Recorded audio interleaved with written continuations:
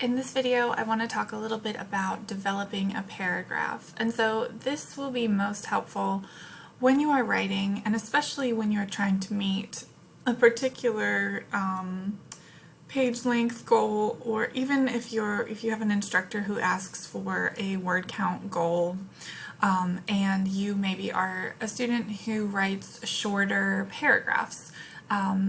If you're not just trying to meet a particular requirement, then this video can help you make sure that your paragraphs have plenty of support to really get your point across, and if you're making an argument, to convince your reader that your ideas are valid and well analyzed. So remember that a basic paragraph structure is a topic sentence, support, which comes in a variety of formats, and a concluding sentence. So this is something that you should have learned in English 111 or in whatever first level writing course you took.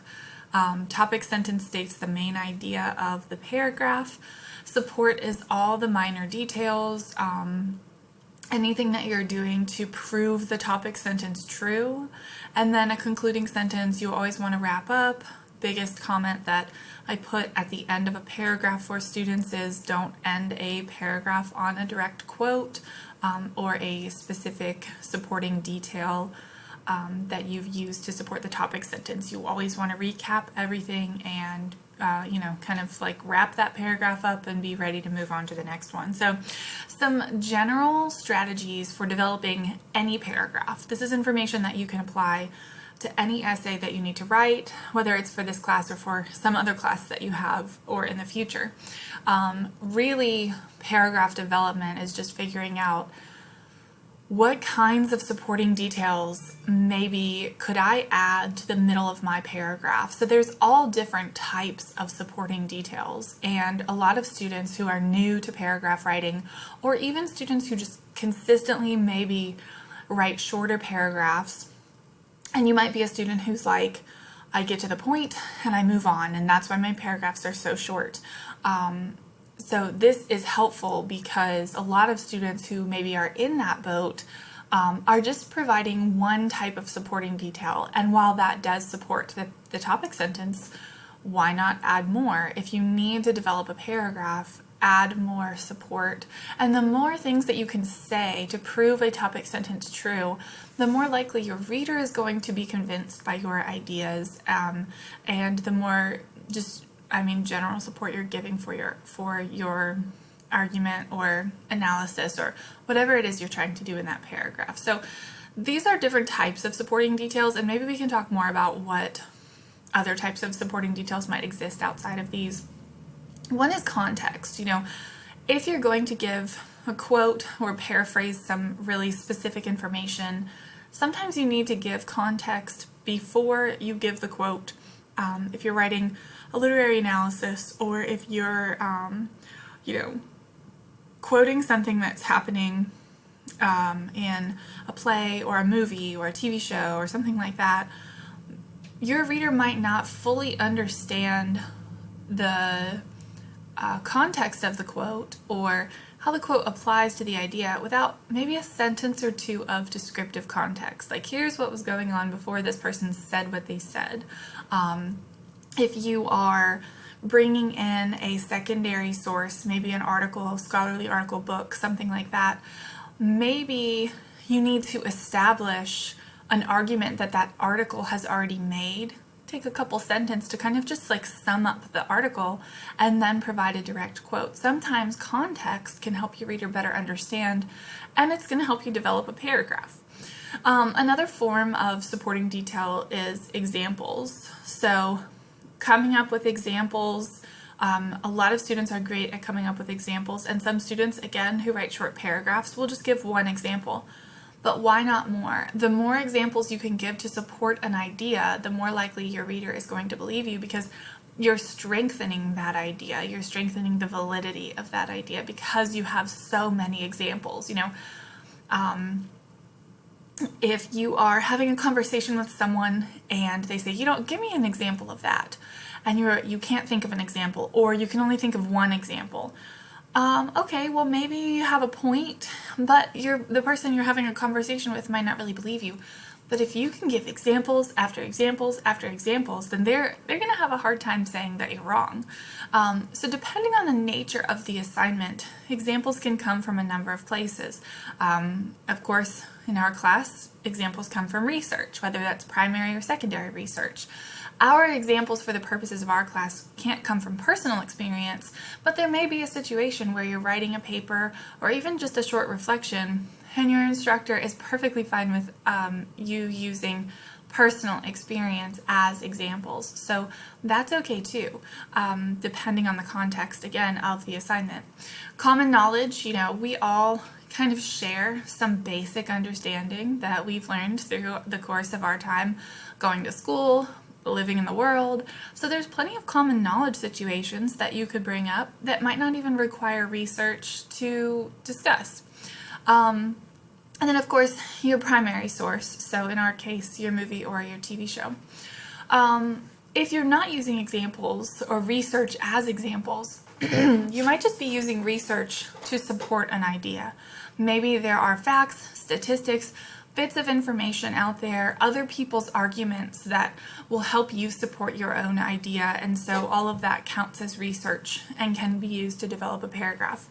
And then I think the thing that gets missed the most, particularly if analysis is a heavy component of the requirement for a paper, is explanations and logical reasoning. Sometimes we might have great context. We might have a bunch of really good examples and some research, but until we really put our own voice into that paragraph, we're kind of just dumping information into a paragraph. So be sure to always explain. If you give an example, make sure it's explained. Make sure the connection between your topic sentence and that example is explained.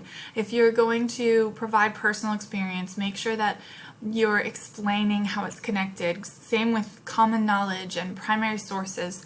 If you're giving research just for the sake of that, again, your analysis of the ideas, you describing those ideas, you explaining them, logically connecting them back to your overall point, all of that is really important. So if we are talking specifically for the purposes of what we're working on right now, which is paragraphs for our MLA profession analysis paper, you have two paragraph styles that are going to need development. So first you have your scene suggestion paragraphs. Remember to ask yourself, if your paragraph is looking short, if you need to continue developing it, or if you get feedback that says, develop this paragraph more, I'm not convinced yet, do you need context? Read the paragraph again. Do you have the setup, the exposition before you start describing the scene? And I'm not saying, that you need to have 15 sentences of context. Clearly, we would all agree that's too much. But maybe you just could add 1 to 2 sentences of context of what's going on in that scene before you dig into the specific details that you're analyzing. And as long as you keep it brief, that's perfectly fine. Are there additional examples? So if we're in that scene suggestion paragraph, then our goal is to say, here's what my movie or my TV show suggests about this profession. Maybe you've given one scene or one example to support that idea. Is there another example from the show or the movie that you could describe or quote to support that idea as well? I would say, depending on whether you write long sentences or short sentences, keeping, if your paragraph for scene suggestion is mostly built through examples, then keeping your example count. If you're a longer writer, 2 examples is usually good. If you're a shorter writer, 3 examples, maybe 4 if they're very, very short, but I would say don't go past 4. If you notice that your paragraph starts to be an entire page long, that's probably too much. You might either have too many examples, or you might think about, am I doing too much in this paragraph? Does it need to be broken up into 2 separate paragraphs? Also, I just talked about explanations and logical reasoning. Did you analyze the scene? So it's not enough to just say, this scene suggests that teachers are unprofessional, and here's an example. You need to explain. So you've made a claim, you've provided evidence, but where's the connection between that evidence and the claim? So you have to do the explaining to show the connection. Why does this scene, this example you've just given, why does it suggest that in this case, teachers are unprofessional from your primary source? So make sure that you have analysis too. I'd say this is the thing in scene suggestion paragraphs, the thing that's missing the most. The other type of paragraph that you might write for this assignment, that you will write for this assignment, is the accuracy argument paragraph. Again, if it looks too short, if it feels too short when you're reading it, if you don't think it's fully developed, if I say it's not fully developed, ask yourself this question: what might be missing regarding supporting details? Does your research need context? Is there an idea that you need to explain before you provide this research, this quote from the article?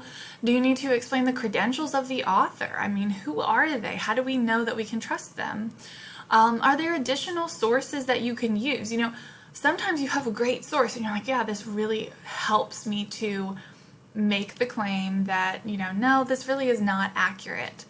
But just because you have one great source doesn't mean there's not more to say. There might be other great sources with different perspectives that you could connect to the argument that you're trying to make. So just because you have one doesn't mean that you're done.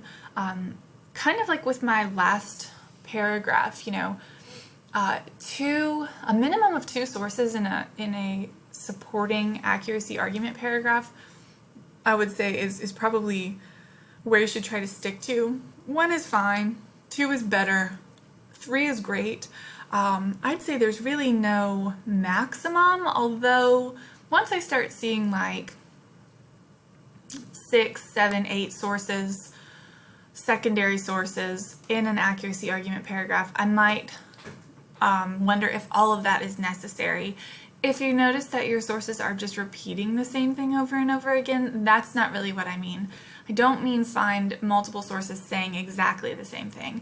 What I mean is maybe one source is giving a perspective about the claim in one direction. Maybe there's another direction or another perspective that you can find from a different source. Again, the more support that you have from your sources, the less likely your reader is not going to be able to agree with you.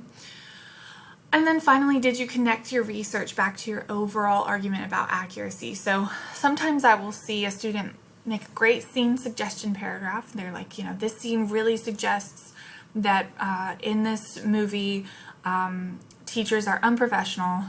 This is not accurate, and here's some information to prove it, and then they're done. But it's always important by the end of that accuracy argument paragraph to come full circle, because remember what we talked about in the comparative analysis video. Really, these 2 paragraphs are linked together.